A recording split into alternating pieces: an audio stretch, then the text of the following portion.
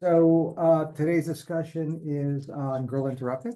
I think the best direction to take with this film is to begin to investigate every single character that is infirmed. I'd like for your take on what the scripted diagnosis is, whether or not you've looked it up, whether or not you've kind of pulled it from the conversations, especially with the clinical staff. And then we could have, excuse me, we could have a discussion as to whether the scripted diagnosis is in fact diagnostically accurate and why or why not. So I think we'll be able to cover a lot of didactic by kind of approaching it patient by patient. So what patient does anyone want to start off with? Susanna. Susanna, the easy one. Okay. All right. So what is Susanna's scripted diagnosis? Borderline Yeah. personality. Okay. So what is borderline personality disorder? It is a diagnosis where somebody has certain symptoms that include promiscuity, grandiosity, self-injurious behavior, fractured relationships, I guess. Yeah. And is I guess histrionic is not the best word, but that's how I would describe someone with BPD. Yeah. It is- Attention seeking, how about that? Yeah. Attention Mhm. seeking. Yep.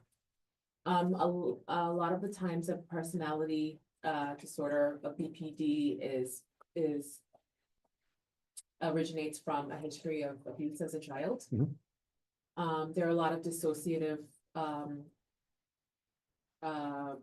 traits with this particular personality disorder. The way the American Psychiatric Association addresses that is difficulty with one's or self-identity.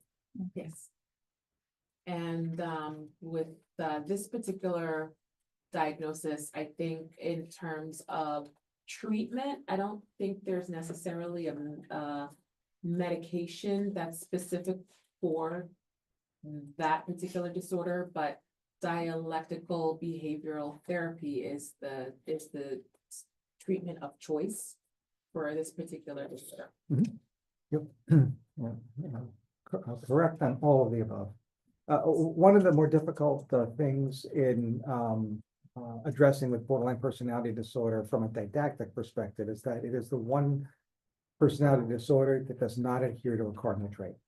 So that sheet that we have, unfortunately, this is the one outlier. The good news is that it's fairly prevalent as far as personality disorders go, about 2%, certainly highlighted in this movie. And it does allow us to get to what many believe to be the source or the origin of our personality in general, and then in a maladaptive way, personality disorder. So that would be defense mechanisms, right? So as everybody's sitting in here, and as I'm not sure, nobody in here has a personality disorder, right? That's great news. At least my medical license, right? How would you guys feel if I said there's only one personality disorder? Somebody laughed out loud. I got a look from her. Our personalities are a product of our unconscious defense mechanisms, for better or for worse. When it is for worse, those maladaptive defenses, and maladaptive here is largely those inflexible defenses. There's a defense that we have, single one, and we use it rigidly 24/7, irrespective of circumstance. That can get us in trouble, and when it does, we call that clinical significance, and now we're on our way to developing and perhaps even diagnosing a personality disorder. What defense mechanisms, when maladaptive, when rigid, begin to define the characteristics that we now come to know as borderline personality? There's three. Not that every every defense can now be named, it can be, but there's three characteristic ones that we consistently see. Blaming others, maybe, Uh, not taking responsibility. that, no, that's more, depending on the source, that's either more paranoid personality or antisocial Okay, displacement of blame, even paranoia. Three common or characteristic defenses that define borderline personality. What is splitting? Seeing everything that's black or white, like all good or all bad. Splitting. If an individual were to rigidly split, so irrespective of what the situation is, who I'm with, when things occur, I use splitting. You interact with me, it's one way or the other, there's never any middle ground. Hey, Dr. T, I know I chose that answer, but in my write-up, you can see that I actually did get the answer right. Nope.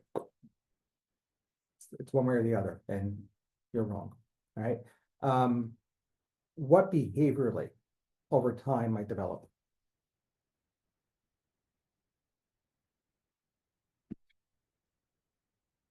What, how might I act for you? Anybody in this room look at me and say, I think he's a splitter.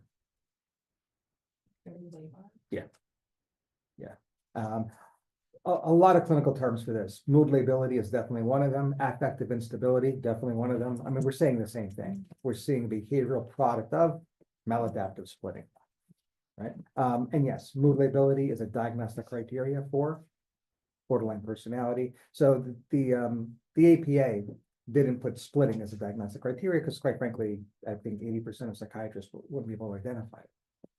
100% of us can identify mood instability. Two more defenses. One is dissociation, the rapid but temporary change in affect from an unpleasurable mood state to a more pleasurable one. Right, so the over the top, you mentioned almost dramatic, right? The over the top dramatic change in affect. Dissociation in and of itself is a diagnostic criteria for borderline personality. And then finally, what is passive aggression? In the clinical sense, not what you hear in non-clinical circles. insurance behavior. It's exactly how it manifests. Yeah. Passive aggression is the inward turning of a nihilistic impulse. Which, and then my follow-up question will be, and how might that manifest behaviorally? Self-interest behavior. That could be a suicidal attempt, that could be a suicidal gesture / non-suicidal self-injury. Can I just say something?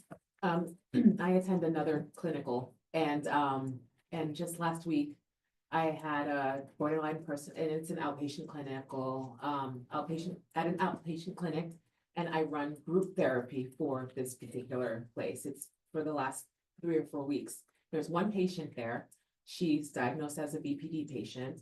And you come in, her head is on the table, and once you get talking, once we start talking, she starts talking, and then she'll try to take the conversation and make it something that has nothing to do with the conversation. And but is helpful and contributes to the group. She's been fine. Last Monday, I happened to not be there. And I was told the following week that she had locked herself in the bathroom of the clinic and had cut herself with a razor blade across her arms and her legs. Mhm. And the police had to come in and break down the door to get her. So, and I was thinking to myself, oh my God, like, she was perfectly fine. I had written something about her the week before and had no inclination that she would actually do something like that, because she had told us on multiple occasions that clinic was her safe space. And to do something like that just totally seemed like a betrayal, but was the true classification and action of a BPD patient. Yep. So my follow-up question then to that would be, does Susanna's fictional character feel the same? Does Susanna have borderline personality? Like my only interaction, so I work on an inpatient psych unit. So the borderline patients I do see are like the very extreme and acute side of things. Well, no, but she's inpatient. But yeah, that's true. But I don't know, it's different because like. The staff splitting is always so prominent, the attention seeking behavior, so we also have a patient right now, she's actually involuntary. But she has borderline personality disorder and pica.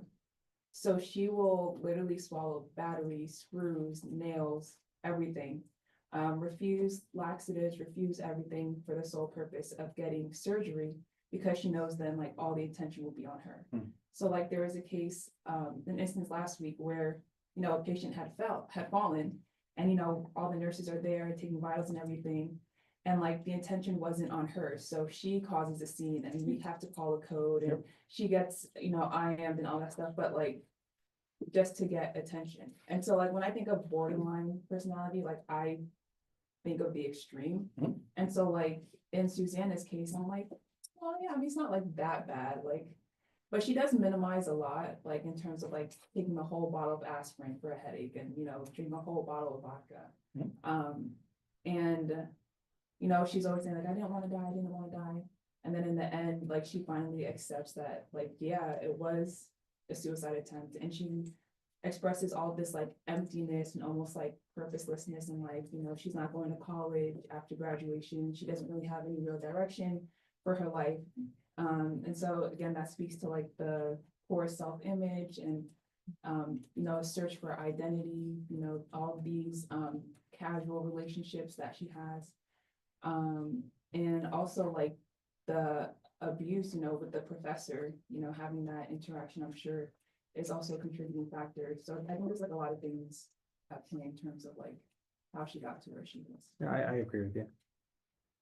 Yeah, I'm not convinced this is a case of borderline personality, and even if you were to convince me otherwise, um, I still would think there's something else going on here. And that something else in my mind, if that is what warrants independent clinical attention, I'm not so sure the borderline traits. But it's more like trauma. I think not trauma, for sure. Yeah. Any other discussion on Susan? I have a Susanna. question. Is bipolar disorder like always an adolescent onset disorder? Okay. Yes. Okay. With a caveat. And that is, the textbook says yes, Okay. right? Because our personalities are since childhood. Right, therefore personality disorders are since childhood. Now, could you find an exception to the rule? That is, if somebody has blatant borderline traits, but says this started when I was 18, and are you so quick to say, oh, can't be, then be careful. Okay. Let's be flexible as clinicians too.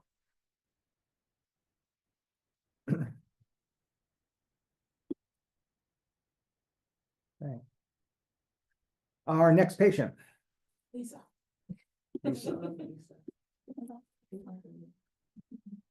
Interesting. I mean.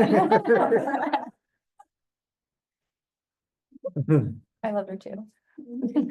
So, So what's going on with Lisa? antisocial.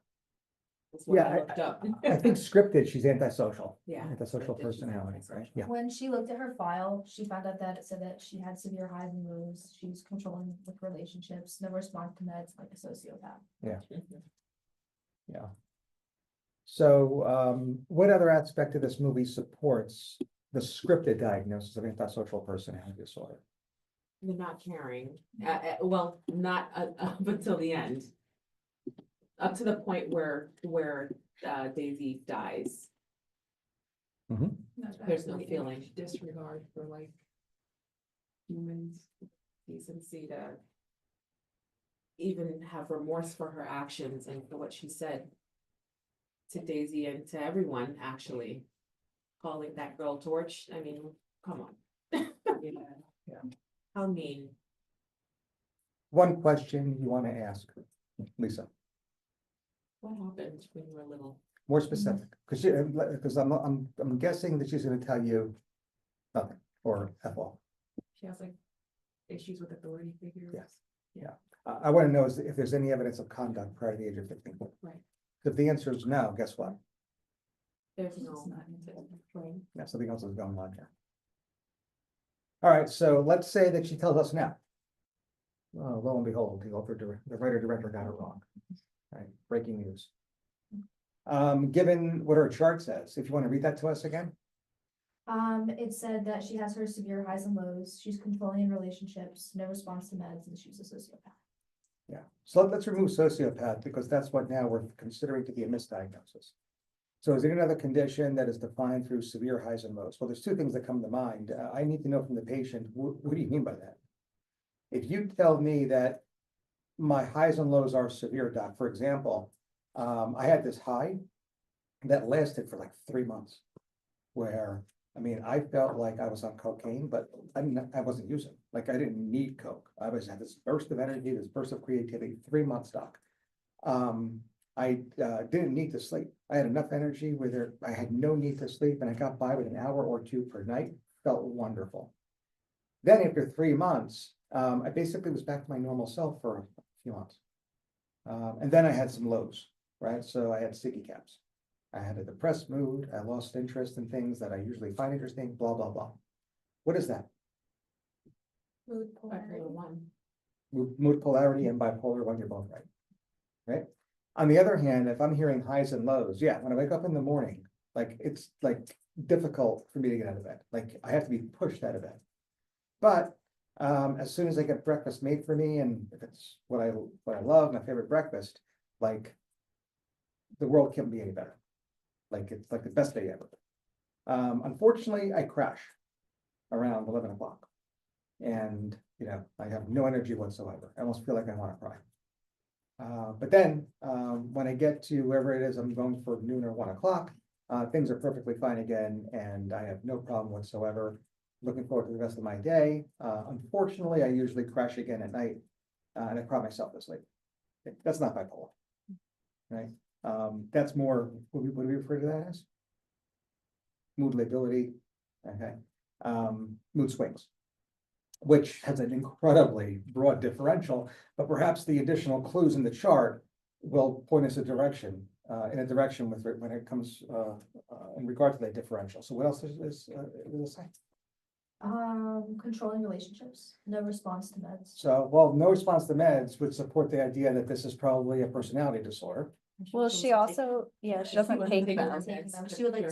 spit them out and then like she would. That trade is them true, with other that is people. true as well, so that's a good point. And then relationships can falter with any illness, right?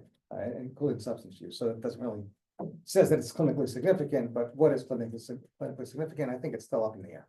So I'm not so sure the chart really points us in a solid direction here.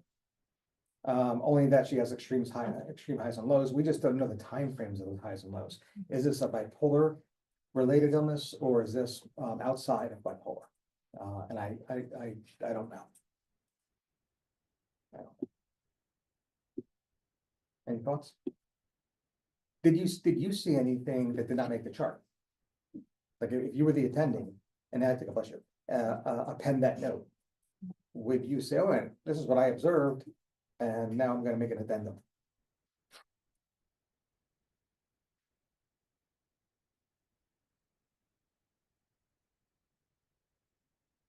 Remember at the end of the movie when she was restrained, there was it seemed like there was some type of regret, maybe, show of emotion, which is the antithesis of anti-social personality. Could be, right? There may be some empathy there.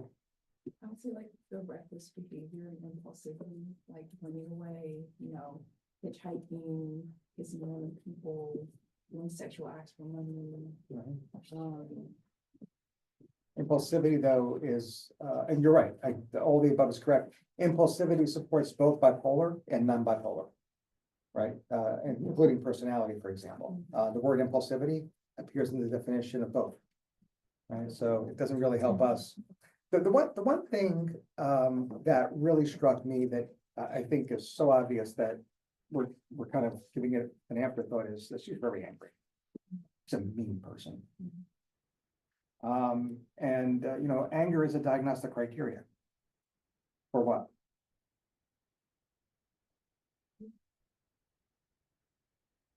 Borderline. Borderline. Right. So extreme highs and lows, splitting, borderline. She's angry, didn't make the chart, borderline. Non-response to meds, borderline. Volatile relationships, borderline. Again, every personality disorder can lend to clinical significance, and one example of that can always be volatile relationships. But volatile relationships are actually written in the DSM criteria for borderline. Which means that it is at the top of the list. Right, all the other personality disorders can lend to volatile relationships, indirectly. But borderline actually lends to it directly in as much as it's a published diagnostic criteria for the disease, for the disorder. So that's something to consider here. We don't get a firm understanding of Susanna's diagnosis, scripted diagnosis of borderline, because what is missing is that childhood trauma. What about Lisa? Well, doesn't Susanna say nobody's coming to see you, nobody, and that's one thing that really bothered Lisa. One more thing here. There actually is two more things. In this movie that, now that we're thinking, this might be borderline, any evidence of etiology, now I'm reflecting back, and there might be two scenes now. Okay, I also think that if somebody were to have antisocial personality, she really could have gotten Susanna back by doing something to that cat. Right? Yep. Okay. It's true.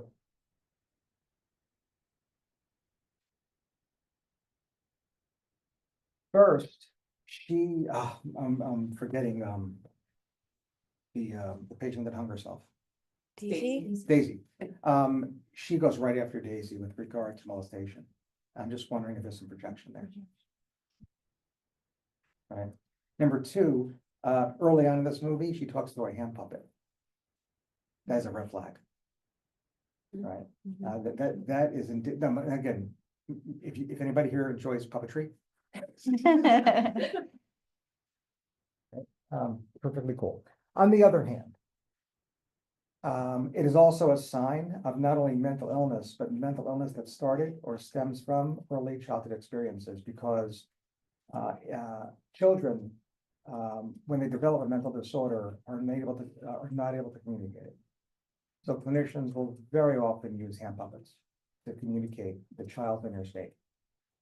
And it's easy to talk through a puppet and get all the information you need from a child. So that's a red flag that she's using a hand puppet on this inpatient ward, because very often people who are admitted inpatient regress. So the fact that regression is identified through her use of a hand puppet is very consistent here. What else that we've seen on rounds is the same exact thing as what I'm talking about, or another example. If Lisa were to be medically admitted, and let's say if we asked her if she had her hand puppet with her, she said no. What might we look for? Transitional object. Yeah, often referred to as the positive teddy bear sign. Why do people with borderline personality disorder, Lisa's age, older than Lisa, when they're medically admitted, and when we get called, have that stuffed animal in the bed with them? Regression. Right, regression. They regress back to a childlike state, during which the transition from being totally dependent on mom to fully autonomous without mom is rocky. We all have that transitional object to get us through. Most of us did anyway, to get us through that time. But some actually never let that go because of trauma. So I don't know, is there any evidence of a stuffed animal with her? I know it was a puppet, but I don't know if there's a stuffed animal. Do we ever get a look in her bedroom? No. Just kind of from like the window and the door, and so she was on the ground a lot. Yeah, but not her bed. No. It's interesting. It's interesting. Wait, next patient.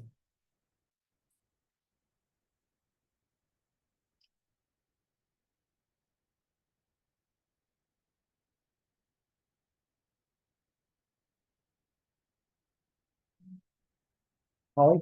Yeah, so what's she diagnosed with? Schizophrenia? Okay. Evidence to support that schizophrenia is a correct answer.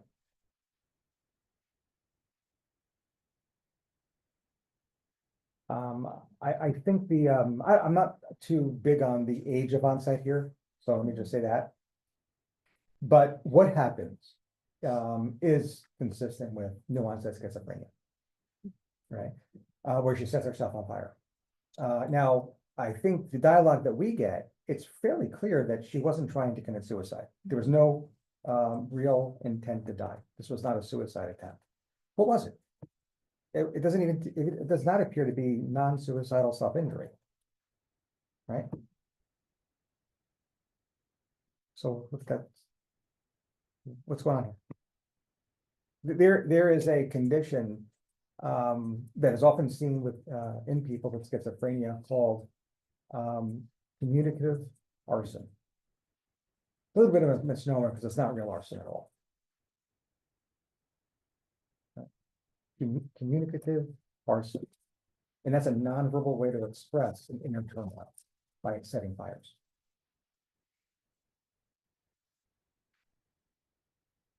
And it really does hallmark the cognitive deficits that are defining of schizophrenia. They can't just put words to their inner state. So they communicate non-verbally in general. And communicative arson is one very, very dramatic example of that. It's usually towards property, but it's not arson. Like the schizophrenic is not looking for the insurance payout. So it's definitely a misnomer. But I would be wondering if that's exactly what's going on here or went on. Did you ever consider like a developmental delay? Yes. Okay. Yeah. And because of the age of onset, I'm not a big proponent of childhood onset schizophrenia. The reason why The Sixth Sense gets a 9.5, not a perfect 10, is because he actually says that for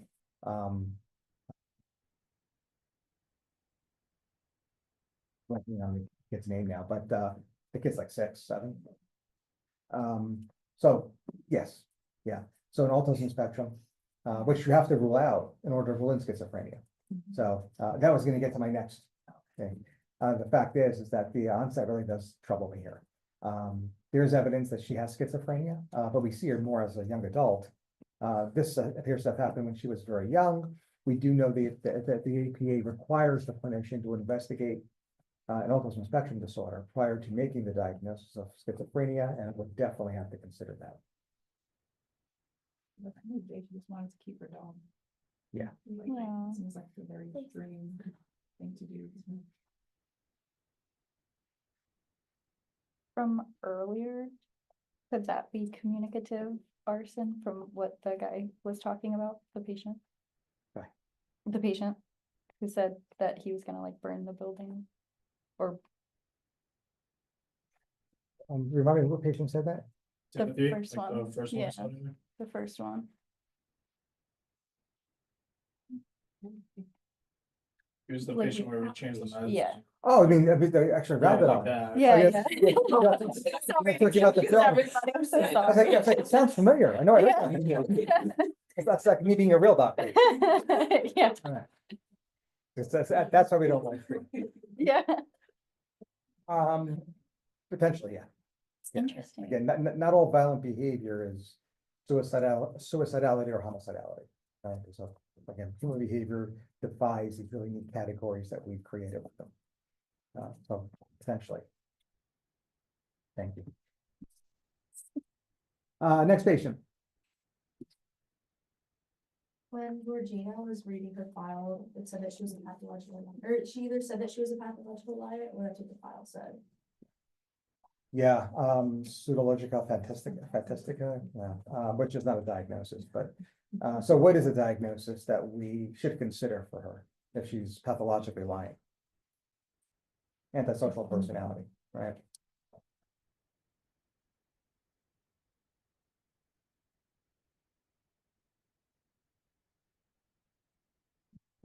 She doesn't strike me as somebody who has antisocial personality. I mean, she doesn't really personify the blatant disregard for and violation of others' rights, so there's something more to this. Yeah, why was she there? Yeah. Yeah, like, if she's just a liar, like. Yeah. Depressing. Yes.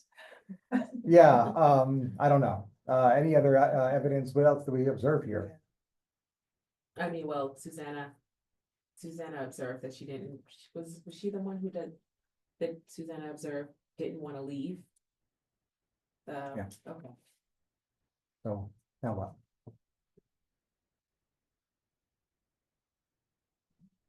Yeah, Yeah. yeah, I mean, people who have fictitious disorder. And malingering, both lie pathologically. If she doesn't want to leave, I'm gonna err towards fictitious. I don't see any external incentive.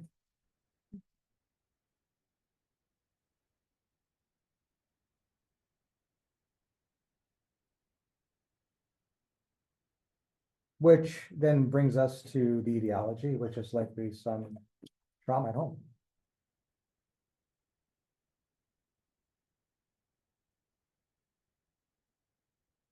Next patient, we have about 10 minutes to go. Daisy? Daisy, was Daisy diagnosed with via the script? Eating disorder. Yeah, she's eating disorder, yeah. Oh, yes. Yeah. And the etiology for eating disorder is front and center, which is early childhood sexual trauma. And I'm getting my movies confused. There was a movie I was just watching that made a big deal about the word ambivalent. But I don't know what that was now. Anyway, what is ambivalence? In clinical practice and psychiatric practice? That's my stomach.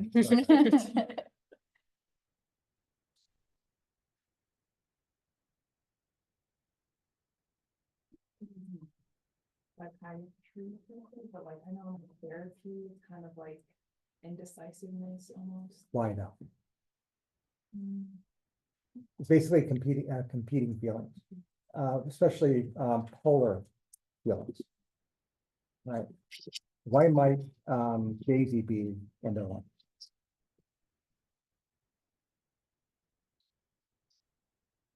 She both like loves her dad and also Exactly. was traumatized. She hates him. Yeah. That she both loves and hates the same person at the same time. It's a very difficult situation to process. That I have to love my abuser, and I have to hate my dad. Yeah, ambivalence. Ambivalence is something that we see as a result of sexual trauma, especially from a family member. And therefore we see in borderline personality and eating disorder.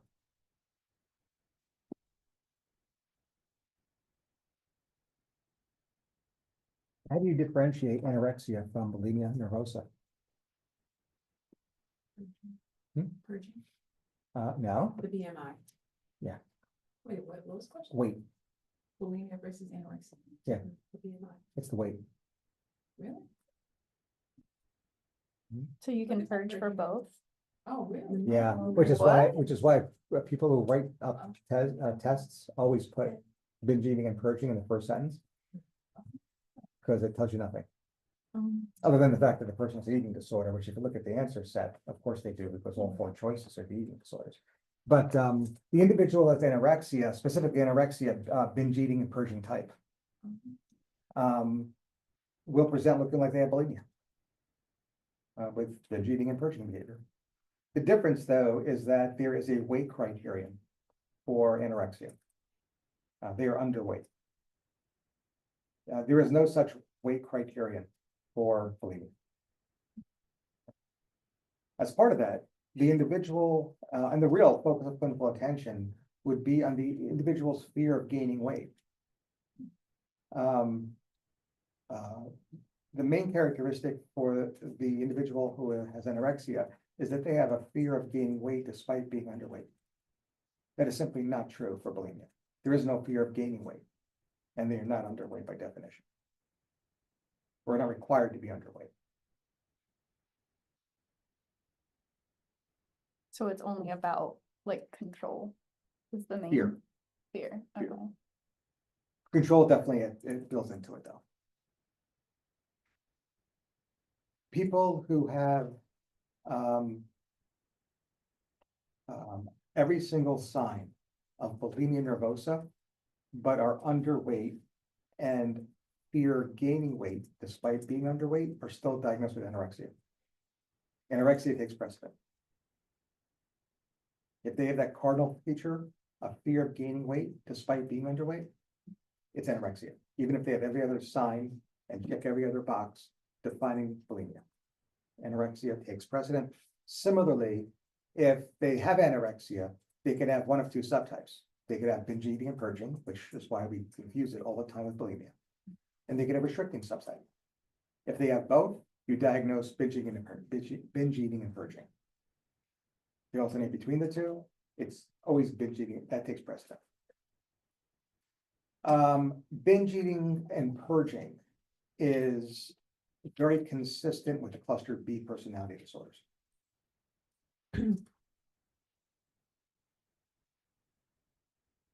On the other hand, the restrictive subtype is very consistent with the cluster C personality disorders, especially obsessive compulsive personality. Does Daisy binge or purge? Or is she restricting? Binge, Does she? yeah. Well, is she purged by?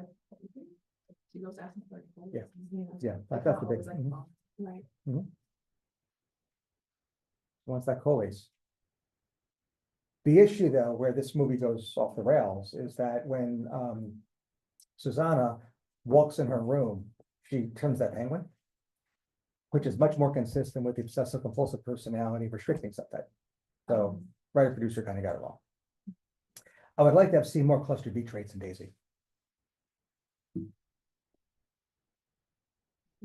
Cluster B personality.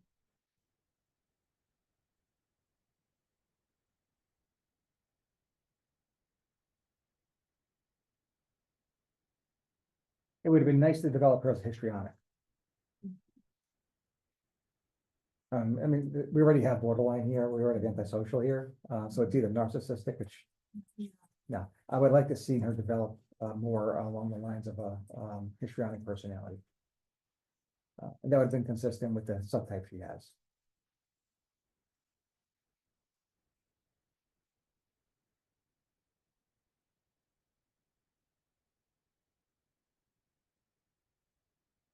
Okay, and other characters.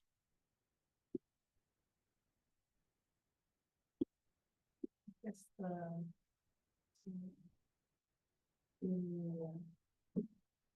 like the contracting character to that would be the one who was like 74 pounds. Yeah, I can see her face, I can't remember. Yeah. She was like refusing to eat. Right, so she was restricting. Yeah, she should have the penguin in her room.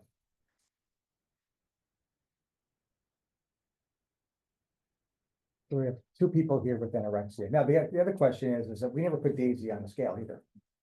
And I'm not so sure she was had a fear of gaining weight, right? So she may have bulimia. I just don't know.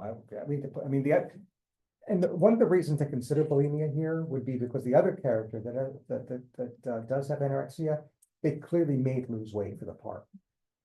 She was underweight. I really didn't get that from Daisy's character, right? So, and without her getting on a scale, we really don't know, but she might have bulimia, which still doesn't account for the penguin, but. Can we talk about that overweight one? Yeah. The one that was messing around with the door, I think that's where Teresa was, maybe, I didn't understand that scene. And then later on, she's being pulled away in a straitjacket. Yeah. Passing notes to me. Yeah, she's diagnosed, at least per the script, as a quote unquote chronic depressive. Okay. So what's her differential there?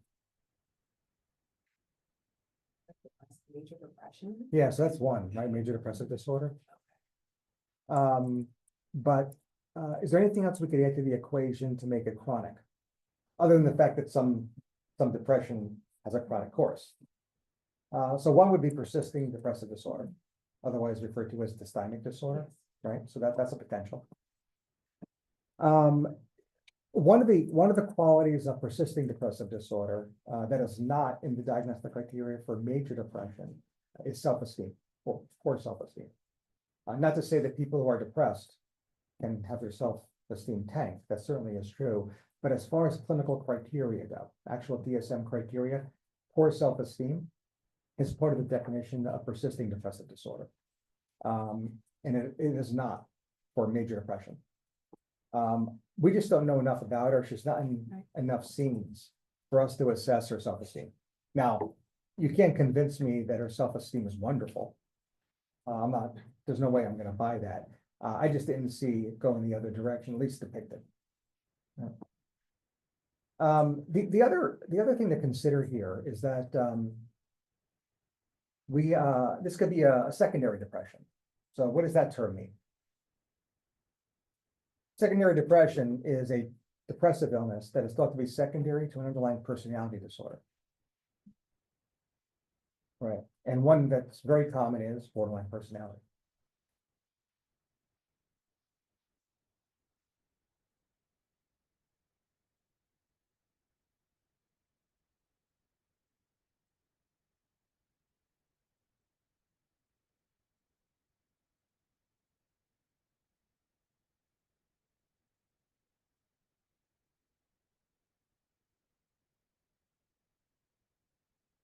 So it's amazing how many times we've gone back to personality disorders across the board here.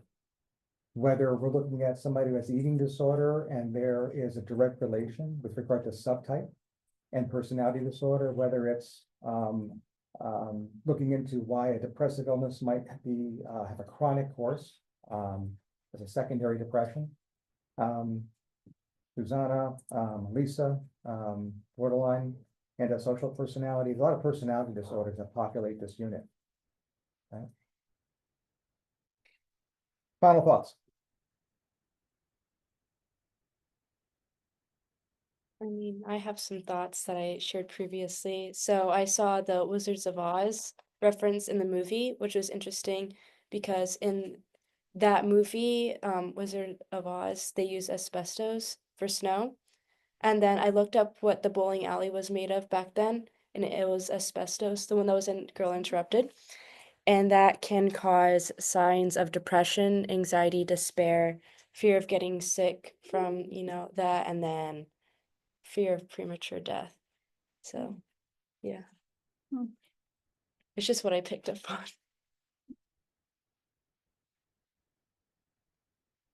Anytime any individual is going to be assessed, much less admitted, you always have to develop the direct effect of a substance or a medical condition. And occupational exposure kind of cuts across both of those.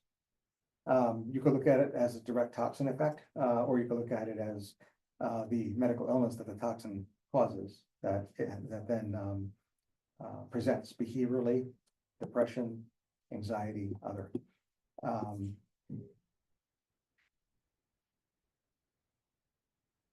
I guess all of these women would have to undergo some blood testing now, but that should have been done anyway upon admission. So, although in the 1960s, there's no chance of that happening. Right? I mean, I think if you're a woman and you jaywalk, you probably ended up at this place. Which again gets back to my point. This might all be personality. So let's just end on that note. With regard to personality, and again, I think when we think of the more severe personality disorders, I think borderline all of a sudden pops up to the list. And it's worth restating this because I know I talked about this maybe as recently as last week. This is a perfect time and a perfect way to end this discussion. With people with a real treatment plan for borderline personality disorder, one of the main or significantly main focus we have is to keep them out of the hospital. So even as they just cut their wrist and are presenting to you, the idea is we're going to take care of this as an outpatient. Once you actually admit them, you are reinforcing those behaviors, which over the long term is going to lead to a very chronic debilitating course. And as difficult as it might sound or even feel to say that we are not hospitalizing you after a suicide attempt, a lot of people in what are often referred to as borderline clinics actually sign a contract that upon suicide attempts, I understand that I will likely not be admitted to an inpatient facility. Right? Now, they may have a respite, like just an observation wing, that's part of an ER maybe, but, they're not admitted. Right? Which of course is completely contrary to what seems to be shaping up for us back in 1960. The other thing I'm very concerned about is how she was, I forgot the word they used, they didn't use cure or resolve. But rehabilitated borderline in a year, wow. Yeah. Like no, I mean, I thought she did say cured. Cure- was it cured? Remission. Was it something very remission or something like that? We just, oh, I Yeah. don't remember. that's a tough one. Something like, It's a tough one for me to swallow. it did surprise me. that Mhm. neither Yeah. of them were Are like, they wow. really like? No. No, I have to say. No, which then to me, again, leads me to believe they got the diagnosis wrong in the first place. Right. Maybe this was depression. And maybe, yeah, 1 year of talk therapy can actually cure depression, believe it or not, right? So. Not a personality disorder. Personalities are very hard to change. Mhm. Final thoughts. I really identify with Val. As like, just like being a Black nurse, especially in psych. Because like, I've literally like heard it all before, especially like with the older psychotic patients who maybe aren't quite with the times. And just like having to like, bite my tongue and like, basically like internalize everything. So I get her struggle and it's like very hard to remain like empathetic towards them Mhm. when like there's such like personal attacks. Yep. So like I definitely find that a lot. Do not underutilize your supervisor. Not necessarily to report the patient, but to Mhm. process that, Yeah. right? I mean, the healthcare system needs to support our learners and trainees in that way. And we often think, and we had a situation, that now I'm hesitant to share with you, that comes to administrative attention, we're like, oh, that must have been horrible.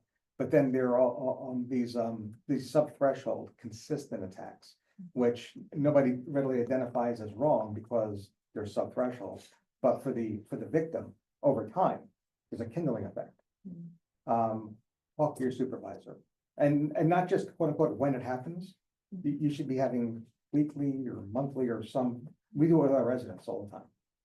Right, residents are not allowed to have this build up, where one day all of a sudden like they lose it. Matter of fact, I have a medical exec committee meeting today at 5 o'clock. It's an emergent meeting. It came on my schedule just yesterday, so what does that mean? Med exec committee, urgent meeting, put in the calendar literally the night before it's held. It's at 5 o'clock today. So the medical executive committee are all the departmental chairs and top hospital administrators and the dean. Right, so everybody's going to be convened and be over in one of those main conference rooms in the other building. Reading between the lines, what just happened? Something bad happened. Very bad, right? And 99.9% of the time, the doctor. So somebody did something. We have people throwing scalpels in the OR. That starts it. And then when you look up, there's a Verge reporting system, which is an anonymous reporting system, 75 complaints. Yeah, so it's bad. So and that's on us because we don't get quote unquote to you guys during residency to help process this stuff. Right, so do not go to your supervisor when it happens. Right, you should have ongoing discussions with, if there's some administrator or some mentor, right, School of Nursing that you meet with. I don't like that blank stare, right? I don't know who that person is, but I'm sure there's someone. Alright. So next time I meet with your supervisors, remember to bring that up. Just I'll play dumb and ask. Until that something happened, no. But again, you're not supposed to wait for something to happen, right? Anyway, I'll leave it there, guys.